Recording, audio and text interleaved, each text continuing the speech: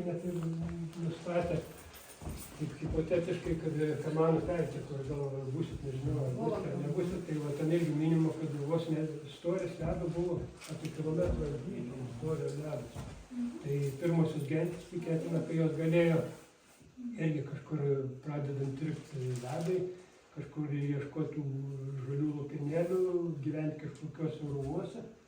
Ir būtent ta akmentikų gentis, tokia, kaip pavadinimas savotiškai sutapatino su akmenės vartos susvarbinimu ir naudojo dažnai akmentikių gentis.